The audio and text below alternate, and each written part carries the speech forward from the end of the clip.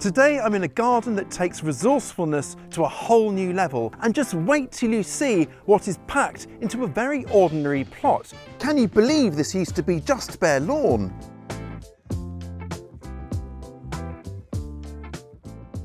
Wade, this is a remarkable location. The rolling hills, blue sky today, and you're packing so much in here. It's quite an incredible sight. What have you got here? Well, we're 600 feet up in the Shropshire Hills here, and it's a 80 foot by 40 foot rectangle behind a semi, and we've got probably 20 types of vegetable, 15 to 20 types of fruit probably, and it's just trying to provide as much as possible in the way of homegrown produce for household and family use, really. What was it like before? So when we moved here, it was just a blank canvas. It was literally lawn from top to bottom. It's really heavy Shropshire clay here, so I would never entertain digging it, which I don't dig anyway. But so we built the raised beds, literally put them on top of the lawn, sheet mulched the lawn out, compost and organic material on the top, and we've been gardening in raised beds ever since. And is this your handiwork, these beautiful kind of, wow, yeah, quite craftsman, clearly.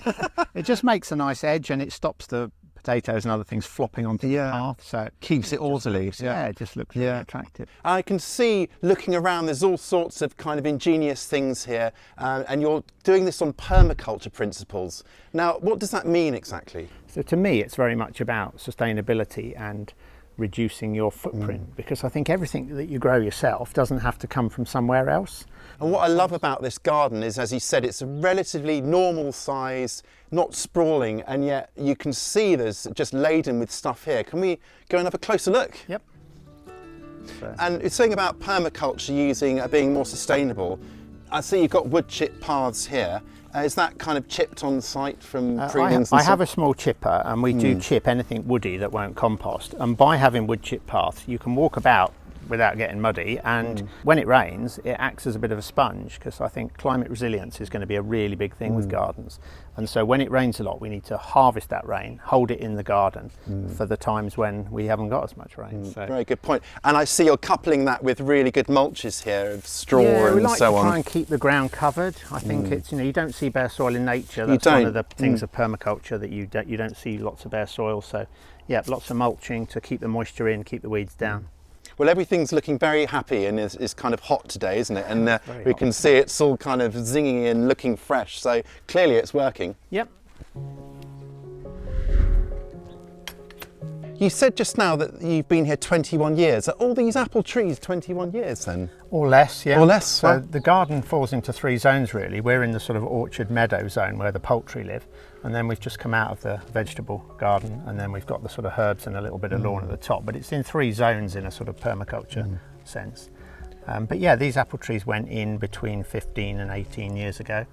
They're on an intermediate rootstock, and they've cropped really well. So by intermediate rootstock, it's kind of limiting the growth of the actual variety grafted on. Yeah, they won't grow into huge trees. They are appropriate for a moderate sized garden. There's about 30 trees in the whole garden, I think, on all sorts of different forms, trained forms, freestanding forms, etc. That's great. So you're packing so much in. And are you kind of tilting your selection towards local varieties? Yeah, a lot of them are heritage varieties of Worcestershire and Shropshire sort of area, and we've got a mixture of early season, mid-season, late season, so we can eat our own apples usually through till about March, April. Wow. And then they run out till September. But yeah, you can be self-sufficient in apples for about 9 months. Yeah. Do you have a press? Do you ever make any of your own? We do, really? Yeah, we make about 120 bottles of apple juice a year. So again, it's that local, sustainable, using your own produce kind of approach.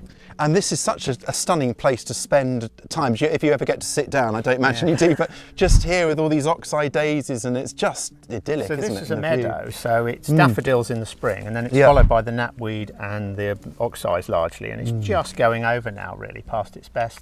But the poultry live in here, they rootle about, have a nice time living outside. And yeah, we've got pears, we've got apples, there's plum over there, and the £1 million view. The £1 million, look at that, cracking.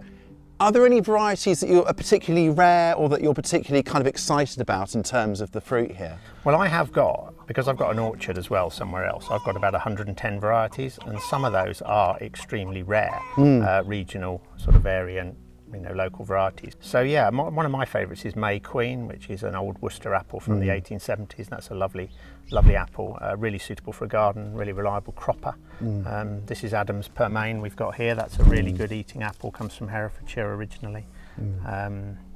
It's great to keep these varieties alive because so many of them, I guess, are at risk of extinction, essentially. And supermarket apples are popular because they keep well and they travel well, but they're not always maybe the most tasty, whereas some of these old varieties have got extraordinary taste. And if you know what you're doing, you get the right ones. As I say, you can keep them through till virtually Easter and still be eating your own fruit right through the winter. Yeah.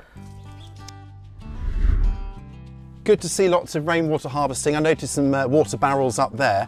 Do you harvest any more rainwater? Have you got an ICB tank or anything like that? Well, we've got better than that really, because when we bought this house, unbeknown to us, there was this redundant septic tank in the garden and it was covered over with soil. So it's just here? We didn't even know it was here. But when we excavated it all, and it's a lovely cleaned out brick lined chamber, so we harvest water off of all the surfaces in the garden, so the outbuildings, the house, the sheds, the greenhouse, and it all gets harvested, because if we're trying to be climate resilient, we've got to save the water when we have it and then for use when we don't have it. That's fantastic. How many kind of litres or gallons? It'll be thousands of litres. So all winter long this tank's filling up, and then I got a repro pump and we can harvest that water. Oh, fantastic. Nice and cool as well. And right outside the greenhouse door. So. Very convenient. That's amazing. And so are you completely self-sufficient in water? Yeah, the idea is to go the whole 12 months without using any tap water at all. And I think in 21 years we've achieved that in about 19 of those years. Wow, that's fantastic. So yeah, and obviously rainwater's better for plants anyway. So much better, yeah. So yeah, and obviously being on a water meter, you don't have to pay for it. Yeah. Love that. So, yeah. There is something magic about growing your own tomatoes. I've got about 7 different varieties probably in here. Wow. And they're cropping really well at the moment. They're beautifully ripe. There's a real smorgasbord of delights in there. Well, I grow sort of 2 or 3 varieties probably every year, and then I'll mix in or try 2 or 3 other ones. We've got some beefsteaks, we've got Moneymaker, we've got Yellow Delight, we've got some Sun Gold, Tigrella, so... Fantastic. Keep you kind of self-sufficient in tomatoes. We have last year. We did last the whole 12 months and beyond with our own. Brilliant. It's maybe not quite as heavy crop this year, but there'll be a good amount. So potatoes, there's 2 varieties that I always grow, which is Charlotte as an early or salad potato, and then Desiree as a main crop, and then I might grow 1 or 2 others and experiment, but those are my 2 staples. So this is Charlotte. I took the tops off a week or so back in case there's any blight, but these should be ready now, and we can have a rootle in here and see what we can find. But yeah, some nice... magic, look at those. And there is that wonderful thing about rootling around and finding where you put one in, you've now got 10. And you know, Charlotte is just a fantastic variety. Love them. So, and it's been a bad year for slugs, but those are looking pristine, aren't they? They're looking clean. Yeah. I don't know whether the main crops will be quite as good if they sit in the ground for another month, but we shall see. So yeah, there's a good handful. By growing them under straw, it just makes them really easy to harvest because you don't need to dig them up as such. They're just sort of below the surface, and by having a good old rootle around, you can come up with handfuls of potatoes. And you don't risk spiking them like you do with a fork. So there's a reasonable crop from just a couple of plants there.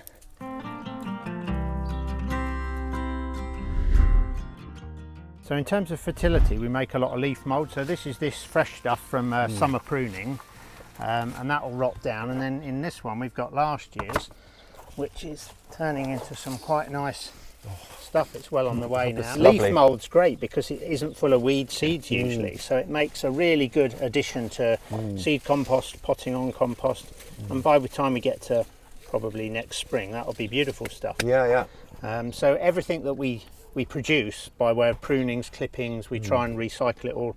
We also have liquid feeds that we use in the garden, so the idea is that nothing leaves the garden really, it all gets recycled and goes round again. Fantastic. And what sort of liquid feeds have you got? Can we comfrey, yep. Comfrey. I'm guessing this isn't banana flavoured milk. What have we got in here? So that's concentrated comfrey liquid. Okay, great. So we make that by putting it in this recycled food caddy. So we put the leaves in the top with a weight on the top of them. It squashes it down over a few weeks, and then we can run it off the little tap in the I bottom. see, you've got a little tap. And that's really concentrated, and just put a splash in the watering can for the tomatoes. And what sort of dilution are you doing for that? Kind of a splash. A splash, yeah. I like not very it. Gardener's measurements, why not? Yeah, just slip a bit in. But it's really good because it's high in potassium and all sorts of trace elements. That's great. And how many kind of refills of this to kind of get a bottle of the concentrate? You can get about one-ish out of if it's full up. It takes a few weeks to break down. Yeah. So this is our other rocket fuel for tomatoes, but this is a sprout bag of sheep poo or sheep droppings and steeped in water, and that makes a fantastic feed for for anything really, but particularly for the tomatoes. And my old mother used to make that, so that's been a good. That's awesome. So you go out for years. Go out with a carrier bag around the hills, just kind of gathering poo. Basically, we've got some sheep in my orchard, so they're from our sheep. But it honks a little bit of farmyard, but it's great stuff for making things grow. I think if it honks a bit, you know it's doing good stuff. It's gotta be good, yeah. So Wade, do you import anything into the garden at all, or are you producing absolutely everything in terms of composts and so on?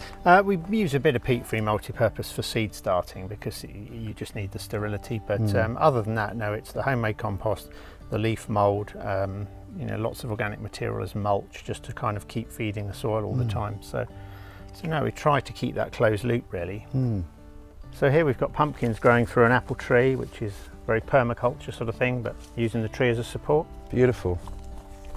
Even more tomatoes, Wade. You really are packing them in. So the idea is in a small garden, is to not have bare patches of ground for lengths of time, because you want that constant use of the ground with different crops. I guess that's especially important in a relatively small space to maximise and I your think yields. one of the things we've learned over the years is that you need to sow probably once a month, whereas a lot of people think you sow at Easter and that's it for the year. But you've got to just keep sowing to get that succession. Because you don't want to glut as well.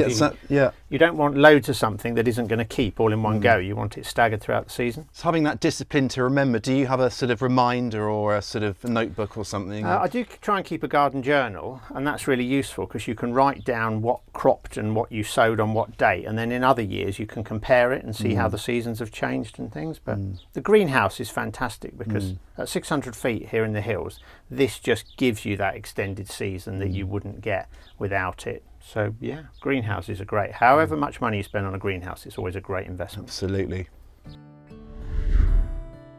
Wade, at this sort of high up, what are your main kind of pests in the garden here? I think slugs are probably the bane of most gardeners' lives, and my trick with that is to grow things on in the greenhouse for as long as possible to get them of a decent size before they go out, because the smaller things are when they go out, the more they seem to get attacked by the slugs. So, if you sort of grow this on to about there and then put it out, it's probably got a fighting chance, whereas if you direct sowing is really difficult here with the slugs.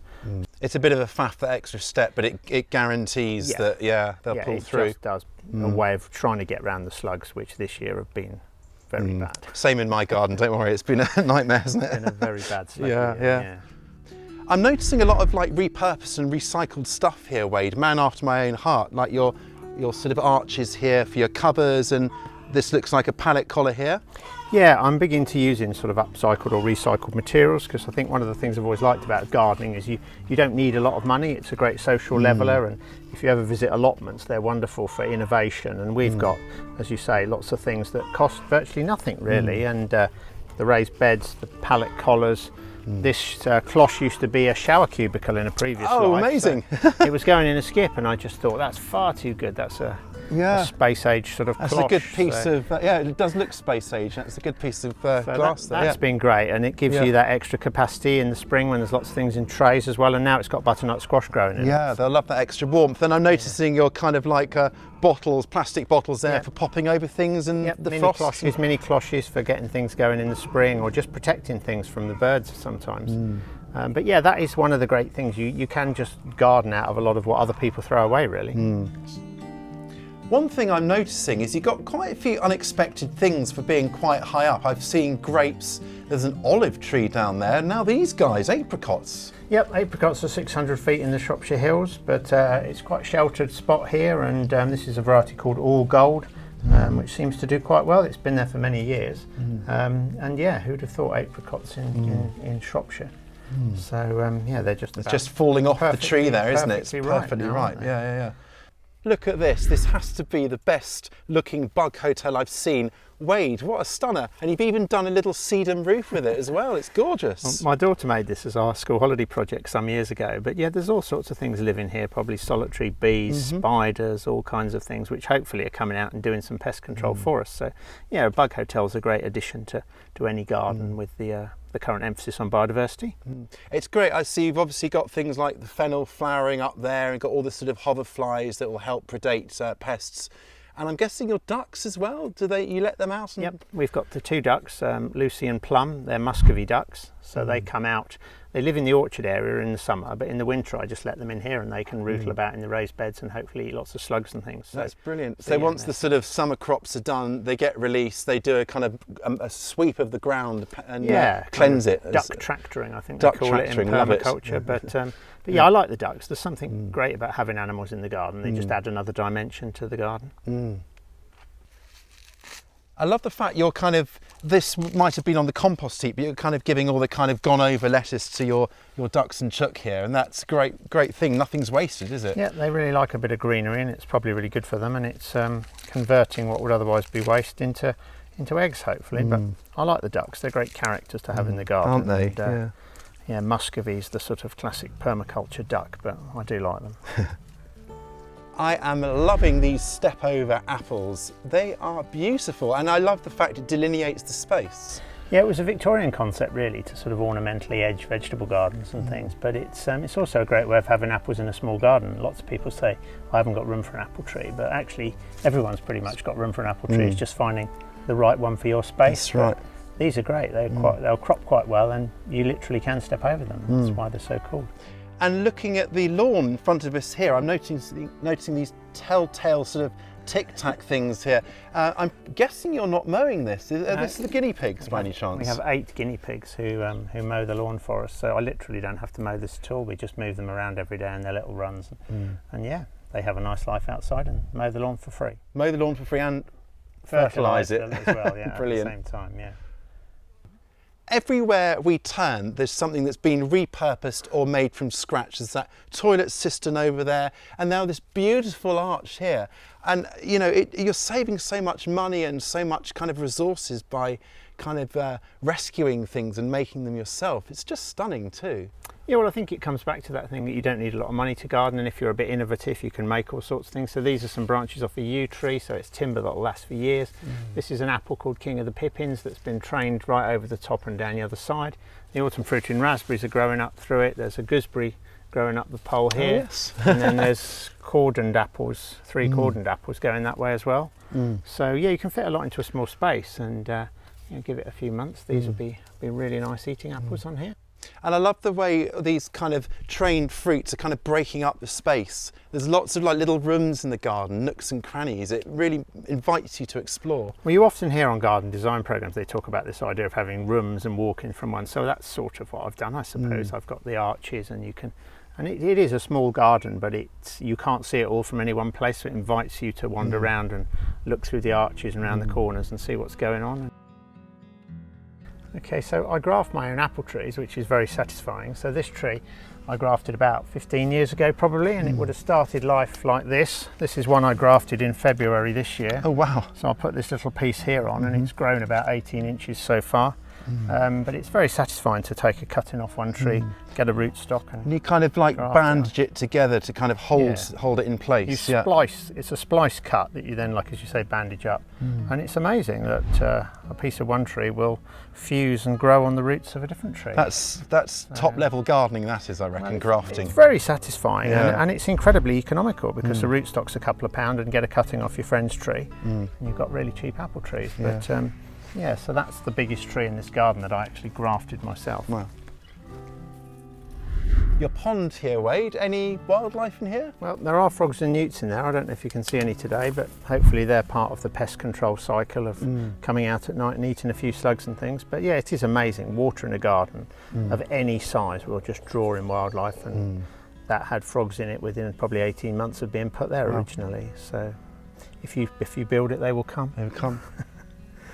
every surface is made use of, like against the fences here. You've got this, is it thornless blackberry? Yep, thornless blackberry, so it brings that three-dimensional element of gardening. It's not just about what's growing on the ground, you can grow up vertical spaces. This is a bit of a shady fence, but blackberry is a woodland plant, so it will tolerate a degree of shade. And they're easy to pick because they're not prickly. So, yeah, that's another good autumn crop.